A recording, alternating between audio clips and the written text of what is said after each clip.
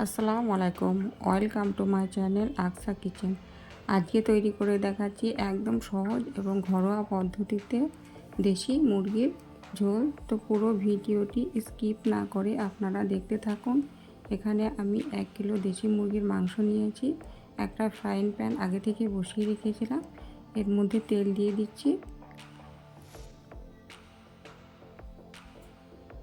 তেলটা গরম হলে এর মধ্যে গোটা মশলাগুলো দিয়ে দিচ্ছি। এখানে একটা তেজপাতা, শুকনো লঙ্কা, 3টে এলাচ, 1 টুকরো দারচিনি। এবারে 3টে মিডিয়াম সাইজ পেঁয়াজ কেটে রেখেছিলাম, সেটা এখানে দিয়ে দিলাম। পেঁয়াজগুলো লাল করে ভেজে নেব।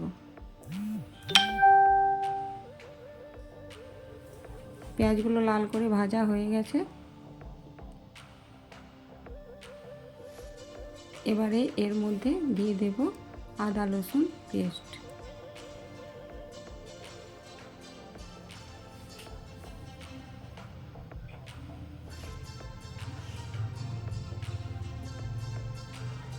এখানে পুরোপুরি 2 চামচ আদা রসুনের পেস্ট দিয়ে দিয়েছি। আদা রসুনের পেস্টটা একটু ভালো করে নেড়ে নেব। নাড়া হয়ে গেছে। এবারে এর মধ্যে দিয়ে দেব 1 চামচ জিরে গুঁড়ো,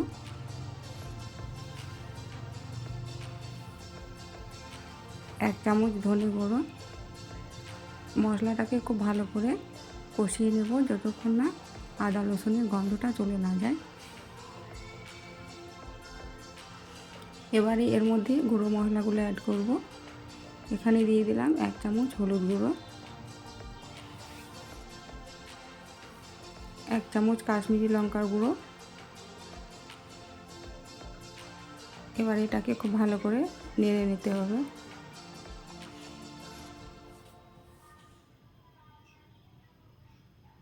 মশলাটাকে খুব ভালো করে কষিয়ে নেওয়ার পরে এখানে আমি দিয়ে দেব মুরগির মাংসগুলো। মুরগির মাংসগুলো দিয়ে এটাকে নেড়ে নিচ্ছি।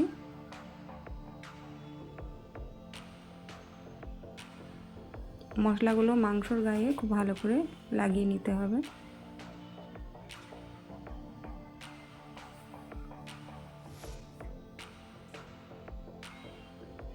এবারে আমি এটাকে কিছুক্ষণের জন্য ঢেকে রেখে দেব। এভাবে ঢেকে ঢেকে এটাকে আমি রান্না করব। ঢাকনা খুলে এটাকে আরও একবার নেড়ে দিচ্ছি।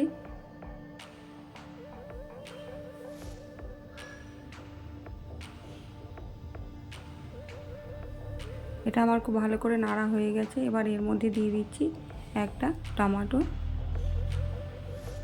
দিয়ে দিলাম লবণ স্বাদ মতো।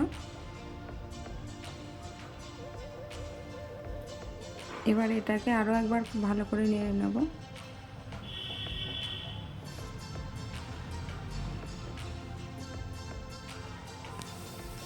নাড়া হয়ে গেছে। এবারে এটাকে আবারও ঢাকনা দিয়ে ঢেকে কিছুক্ষণের জন্য রেখে দেব।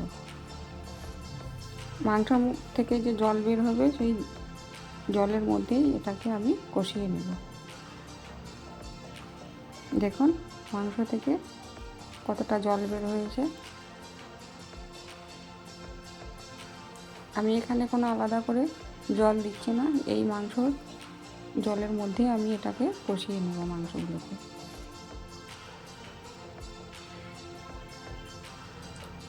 মাংস যতটা ভালো কষানো হবে খেতে ততটাই ভালো লাগবে। এখানে আমি গরম পানি দিচ্ছি। গরম পানি দিলে মাংসটা তাড়াতাড়ি সেদ্ধ হয়ে যাবে।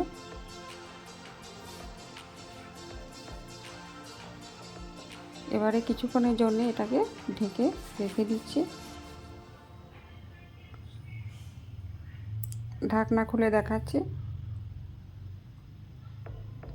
এবারে এর মধ্যে কিছুটা ধনেপাতা কুচি দিয়ে দিলাম।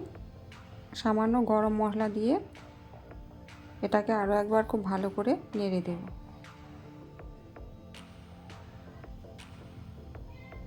মাংসটা আমার প্রায় হয়ে এসেছে।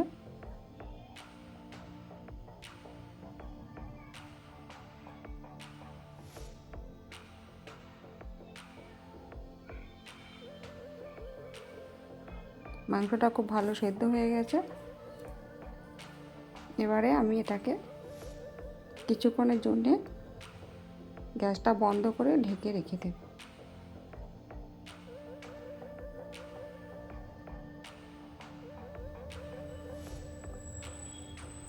আমার এই রেসিপিটি যদি আপনাদের ভালো লাগে তাহলে প্লিজ চ্যানেলটিকে সাবস্ক্রাইব করে পাশে থাকবেন।